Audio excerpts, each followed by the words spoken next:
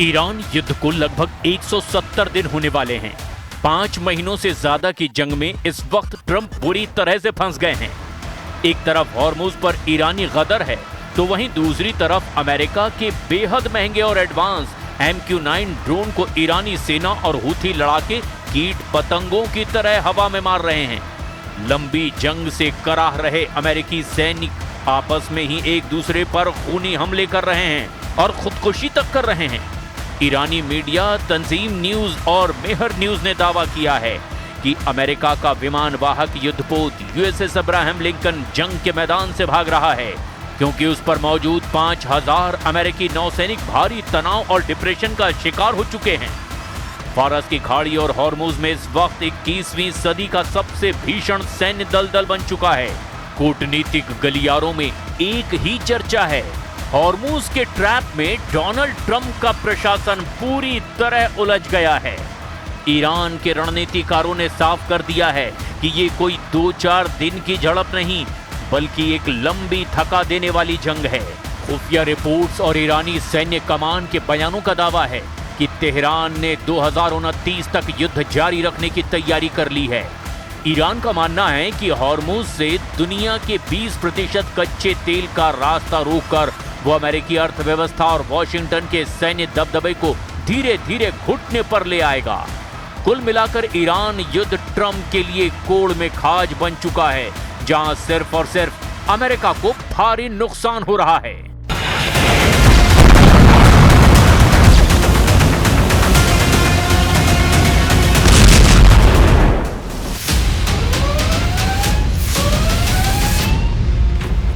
Iran युद्ध अब Hormuz की सरहदों तक सीमित नहीं रहा, बल्कि हॉर्मुज अब ईरान युद्ध में हार जीत का हाई पॉइंट बन चुका है। पूरा पश्चिमी एशिया इस वक्त युद्ध से पैदा हुए हालात को देखते हुए ईरान के खिलाफ डबल मोर्चा बनाने में जुटा हुआ है। पश्चिम एशिया में मौजूद अमेरिका के 8 मुख्य मिलिट्री बेस ईरान के हमलों और भीषण खतरों के बीच जंग करने को मजबूर हैं। एक तरफ फारस की खाड़ी में अमेरिकी युद्धपोत और ईरानी मिसाइलें आमने सामने हैं, तो दूसरी तरफ वॉशिंगटन और तेहरान के बीच बयानों का युद्ध अपने सबसे खतरनाक स्तर पर पहुंच चुका है। अमेरिकी राष्ट्रपति डोनाल्ड ट्रंप ने सोशल मीडिया पर दावा किया कि स्ट्रेट ऑफ हॉर्मुज पर अमेरिका का पूर्ण नियंत्रण हो चुका है, लेकिन ट्रंप के इन दावों की हवा खुद अमेरिकी अधिकारियों और अमेरिकी मीडिया ने ही निकाल कर रख दी। फारस की खाड़ी में चल रहा युद्ध अब उस मोड़ पर पहुंच चुका है जहां दुनिया की सबसे बड़ी सैन्य महाशक्ति अमेरिका को एक ऐसा झटका लगा जिसकी कल्पना पेंटागन के रणनीतिकारों ने भी कभी नहीं की थी। अमेरिकी वायुसेना का सबसे भरोसेमंद, सबसे अत्याधुनिक और घातक हथियार MQ-9 रिपर ड्रोन ईरान के आसमान और हॉर्मुज की हवाओं में मची तबाही का शिकार हो रहा है।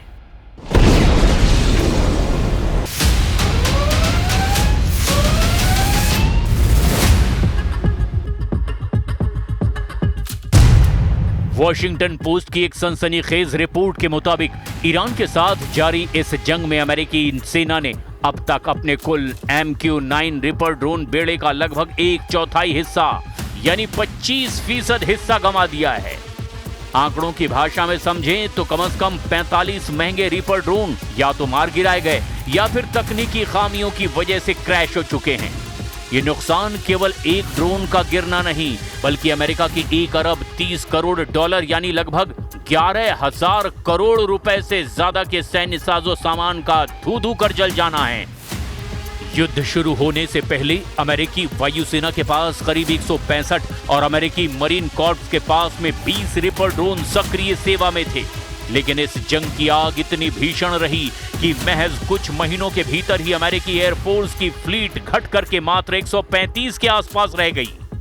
पेंटागन के लेफ्टिनेंट जनरल डेविड टैबर ने अमेरिकी सीनेट में अपनी गवाही के दौरान इस भारी नुकसान पर गहरी चिंता जाहिर की, लेकिन सवाल ये उठता है कि दुनिया का सबसे हाईटेक माना जाने वाला ये हंटर किलर ड्रोन इतनी आसानी से निशाना कैसे बन गया?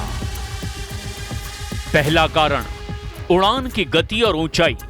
MQ-9 रिपर एक प्रोपेलर चलित ड्रोन है। ये बहुत तेज गति से नहीं उड़ता और जासूसी के लिए इसे अक्सर कम ऊंचाई पर मंडराना पड़ता है।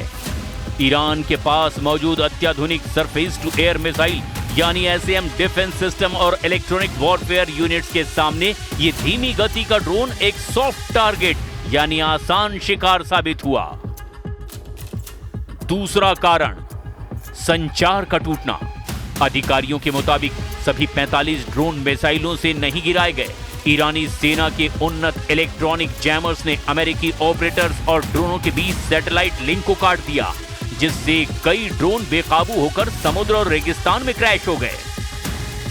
ژئوپلیتیک و تاریخی منطقه باشه، جامع و شامل باشه، دشمن و تهدید رو درست شناسایی بکنه، شانس این رو داره که کمک بکنه به تقویت امنیت و جلوگیری از بی‌ثباتی و سوء استفاده های دشمن صهیونیستی و متحدینش در منطقه ما.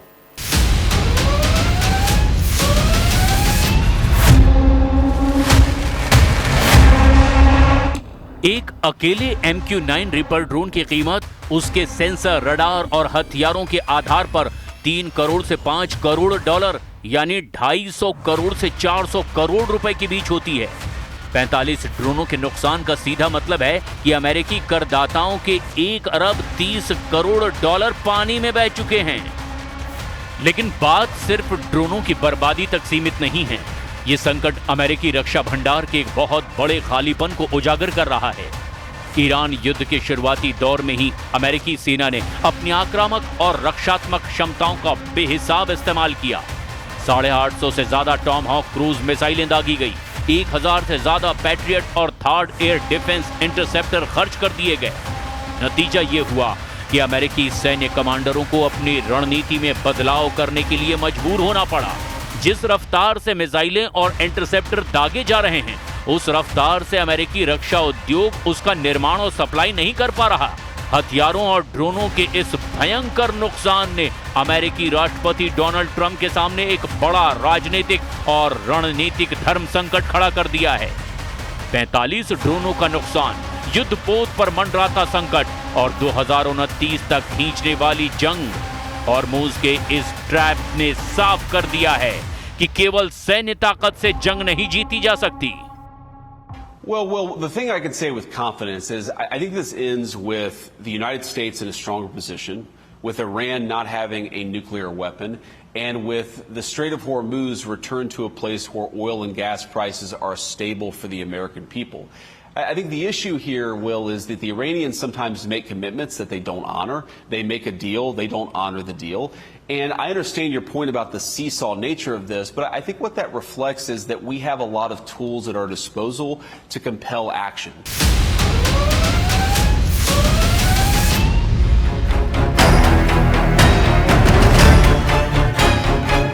अब दुनिया की नजरें वॉशिंगटन पर है कि क्या ट्रंप प्रशासन इस महासंकट का कोई राजनीतिक समाधान निकालेगा या फिर फारस की खाड़ी का ये गतिरोध असीम युद्ध की ओर बढ़ेगा। लगता नहीं है कि अमेरिका जंग को अब लंबा खींच पाएगा। फारस की खाड़ी, अरब सागर और लाल सागर में ईरान पर हमला करने में जुटा अमेरिकी विमानवाहक युद्धपोत USS अब्राहम लिंकन 5 महीने की जंग में पस्त हो चुका है। ईरानी मीडिया और अमेरिकी अधिकारियों की रिपोर्ट के मुताबिक जो हालात अभी दिखाई दे रहे हैं, वो अमेरिका के लिए किसी बड़े खतरे की घंटी से कम साबित नहीं हो रहे।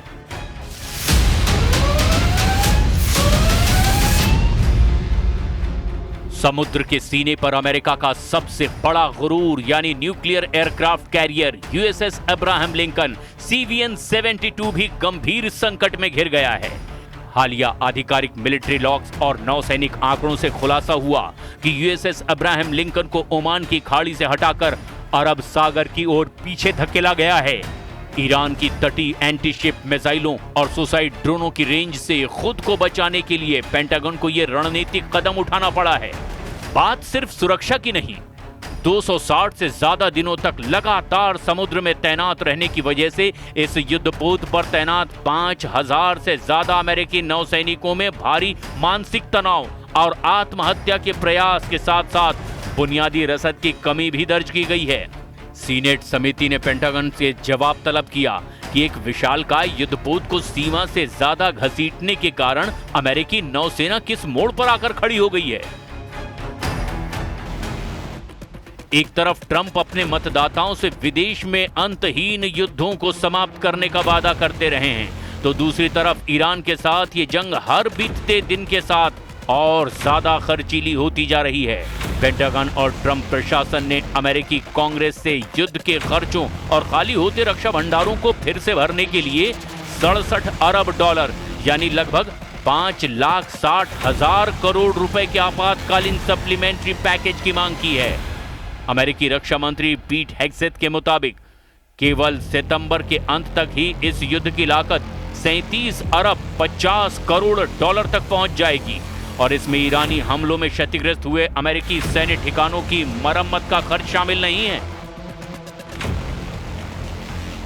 अब देखना यह होगा कि ऐसे हालात में ईरान अमेरिका पर भारी पड़ता है या फिर अमेरिका ईरान को पूरी तरह से तबाह कर देता है।